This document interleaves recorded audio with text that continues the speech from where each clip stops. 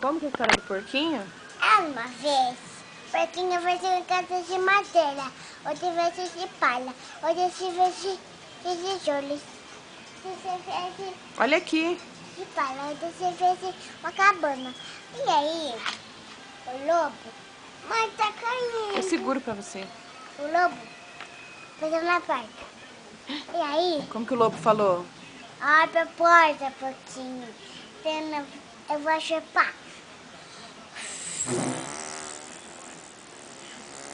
E o que aconteceu com a casa do porquinho? Voou! Voou!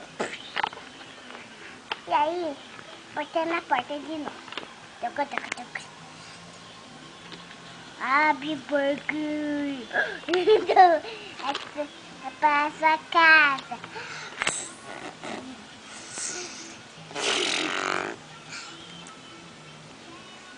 E a voou! Ah, o índio, Carol.